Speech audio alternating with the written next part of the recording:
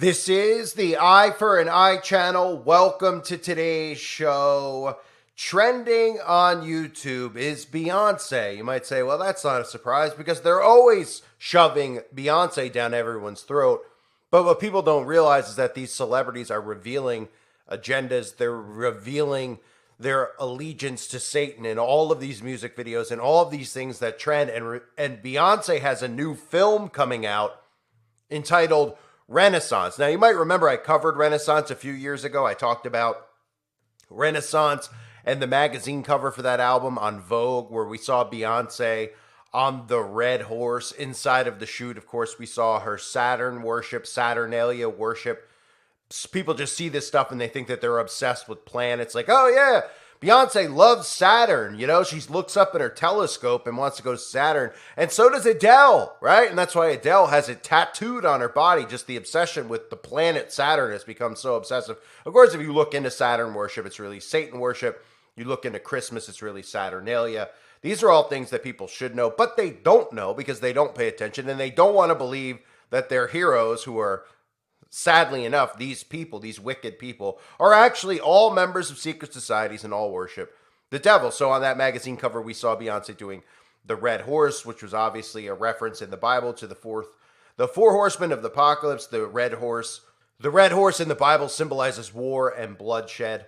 Okay, Beyonce was, just letting us know that, letting us know Saturn worship in the magazine cover. Now in Renaissance, the latest film trailer that came out, which is trending number 6 on YouTube, because they want you to see it. We see Beyonce, of course, with, somebody just sees this. They're like, hey, Beyonce really likes the Statue of Liberty. She must be a real American patriot, right? Because the idiots in this country think that the Statue of Liberty is just some type of symbol of liberty. Of course, it was erected by the Freemasons. It really should be called the Statue of Isis, because that's what it is. And then, of course, when people hear that word, they think of boogeymen with towels wrapped around their faces hiding in caves. But, of course, that's not what Isis symbolizes to the Egyptians, or I should say to the Satanists who worship these Egyptian gods. The Great Mother Isis was the goddess of healing and magic, okay? And that's what they use this symbolism for, is to pretend that they're looking up and talking about looking at the Statue of Liberty and like, yay, America, Statue of Liberty. This country was built on Babylonian teachings, mystery religions. Of course, this goes back to ancient Egypt. So we see right in the trailer that Beyonce is wearing that, of course, and nobody would think anything of it, that she's paying homage to ISIS. They would think that she was just paying homage to quote-unquote Lady Liberty. How ironic it all is. So I want to note that over on the website, a subscriber by the name of ADR had posted a week ago, before this was even trending on YouTube, about the upcoming Beyonce film called Renaissance, and did a great job posting some of the screenshots for Renaissance that Beyonce is using. And now that this trailer is trending, it's very important to note that this person on the website, ADR, actually pieced together the theme of Metropolis. Now, a lot of you might not know Metropolis because it's a silent film from the 1920s, but a lot of people who are awake know what Metropolis is, and I'm going to even show you clips from Metropolis. I'll put a nice little track behind it because it's a silent film, because it's a nightmare, okay? And you need to see some of the clips from it because, of course, they pay homage to the Tower of Babel, the rebuilding of the Tower of Babel, and, of course, transhumanism, because that's what's happening here. And the theme before I show you the clip, so if you don't know what the plot is for Metropolis, which is scary to think that this is from so long ago that this was made. And then we're looking around, and then we'll show you how long this has been in the devil's blueprints, how long they have been planning this, how long they've been orchestrating this, and how thick the mind control has gotten that these celebrities, the ones that people worship, can show this right in front of all of our faces and all of these people's faces, and nobody thinks anything of it. The plot for Metropolis, which came out in 1927, is in a futuristic city, sharply divided between the working class and the city planners. The son of the city's mastermind falls in love with a working class prophet who predicts the coming of a savior to mediate their differences. I wonder who that savior is going to be. It sounds like there's going to be war and conflict, and that savior that's going to come in is going to be the Antichrist, because that's exactly what they're depicting, while, of course, showing you in these clips I'm about to play. Look for the upside-down pentagrams, of course, the transhumanism tie-ins. And notice all these similarities, how we see musicians use this over and over again, this biometric, this transhumanist type of theme. Take a look.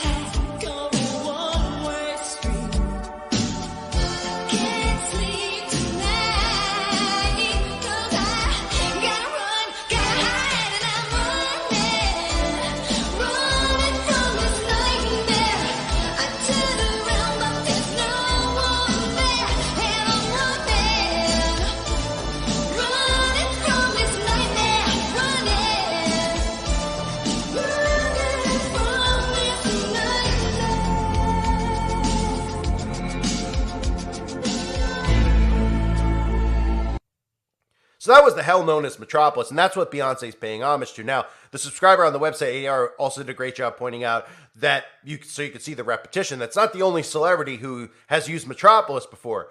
We've seen Lady Barfbag even pay homage to Metropolis, right? And you may have noticed in that clip how they were paying homage to the Tower of Babel, right? Because all of this stuff is biblical. They're hell-bent on rebuilding the Tower of Babel, right? Even the movie poster for the film depicts the satanic pentagram. You know that upside down star there that you see? The Satanists use it for the satanic temple. They don't really believe in the devil or anything like that. They're only handing out pamphlets, if you didn't see my previous video, only handing out pamphlets and, want people to spell cast while they're at Planned Parenthood, because they care so much about them. I mean, it's utter insanity, right? But as Confucius said, signs and symbols rule the world, right? And signs and symbols are all around us. So you saw the upside down pentagrams in the video along with all the themes involving, obviously, transhumanism, right? Getting that technology inside your body, transforming human beings, which, of course, is their ultimate goal.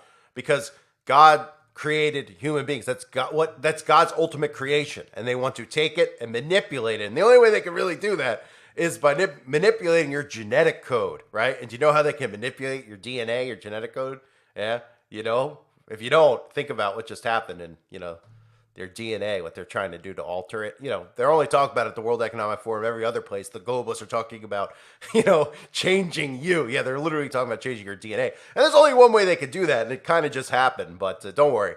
If you missed it last time, you won't miss it this time because it's going to be happening again really soon. But then again, if you missed it last time, you must be 1 year old and listening to this video because you had to be completely blind not to see it. So back to the themes as well. In this, I want to point out that while she used the red horse symbolism on the cover of Vogue, Beyonce in this release of Renaissance is used on horse symbolism. So you might see this horse. This is their depiction of a pale horse. It might look like a mirrored horse or even a silverish horse, depending on vision is these days. But obviously the Bible references a white horse and a pale horse. So they use the white horse a lot to mock the coming of our king.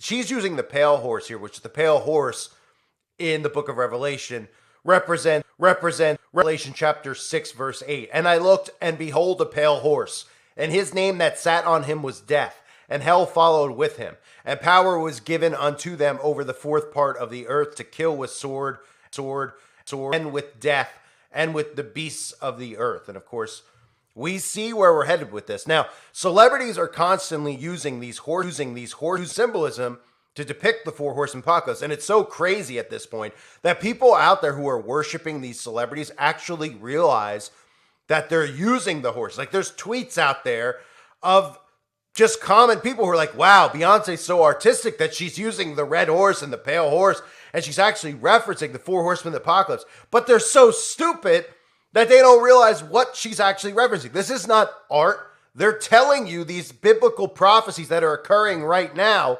that these people themselves are involved in, right? Because these are the people who are ushering in a lot of these things. These are social engineers who are ushering in the chaos. That's what Beyonce is. That's what Lady Barfbag is. Why do you think, wouldn't they, like I constantly say, wouldn't somebody like Beyonce say, hey, I don't want to do a Metropolis theme like the 1927 silent film that nobody's ever heard of because Lady Barfbag did it. Oh, wait, it wasn't just Lady Barfbag. Christina Aguilera has done it as well. I believe Madonna has done it as well. So they've all kind of used this symbolism before. So you'd say, well, if they're artists, then they wouldn't want to repeat somebody. I mean, it's the equivalent, right, of saying, hey, I'm a brand new singer. You're like, oh, you're a brand new singer? Yeah, I've got a music video. What's your music video? Well, I'm going to wear this leather jacket, and I'm going to be in the streets, and zombies are going to come after me and be like, wait, that sounds a lot like Thriller. The Michael Jackson song Thriller, and you'd say, oh, wait, it does. So they'd be like, yeah, you shouldn't do that, or everyone's just going to say you're a copycat, you're a copycat, you're a copycat, you're a copycat. Who are you? It doesn't matter what your music, like you're a copycat, you're a wannabe, you're a poser. That's what you would think, right? That's kind of what would probably happen if like somebody did that. If The Weeknd, who sounds a lot like Michael Jackson, a lot of theories behind that, but if The Weeknd came out with a new song and it was called Thrill and the whole song was pretty much the same exact thing as Michael Jackson's Thriller, people would be like, what is he doing? Right? But, these people just constantly use the same themes, and if they're artists, they wouldn't be copying, would all have something original. They can't come up with anything. There's nothing left. I mean, I could come up with some ideas. Why doesn't she just lay around in turds or something like that? I mean, something black again, and nobody seems to see the symbolism there. The black the horses, It's the same crap. They're not artists. They're showing you. They're revealing these things right in front of your freaking faces, and they see the fans like, wow, look, it's so deep. She's using the red horse. Well, do you know what the red horse represents? What does Beyonce do? Beyonce do it. Well, the pale horse and death and the red horse of war and famine. Hello? Nope, it doesn't resonate. It doesn't resonate because they think that these people organically became famous and they're so wonderful. She's, only depicting the Egyptian god. Read their books on secret societies, you realize, wow, a lot of these people actually believe that they're gods among us. Well, why wouldn't they believe that? They're worshipped by these the middle-class zombies. I shouldn't say middle class. The people out there who are complete worship these people. So why wouldn't they think that they're gods? They treat them like they're gods and gods. So these people think that they are, and they depict gods in all their imagery, and whether it's Isis, Shiva, right? We always see these celebrities, these female celebrities do Kali the Destroyer, she arms behind them, right? We see that outside of nobody seems to pick up on it. They're just like, they're incredible artists, and you don't see the art in their stuff. No, because I see through BS. I have a BS meter. And I see through it because I see repetition, I see pattern, and I know what these people are involved in. They all reveal this to us. It's like, how do you know they're involved in it? Because they're revealing it to us. They're showing us these signs and symbols over and over again. So from obviously the symbolism with the horse, this is going to be Beyonce here coming out with this. The praise is going to be through the roof because you got Beyonce, you have Taylor Swift. The two of them have been put on pedestals for social engineering. Okay, I've never seen this bad. Beyonce was bad and was nowhere. Just got propped up where it's like, oh, now Taylor Swift obviously is doing the job of hurting the parents out there that think Taylor Swift is cookie cutter and she's so sweet and so nice so my Christian children can watch and listen to her. And she's, of course, pushing the LGB and all the other agendas.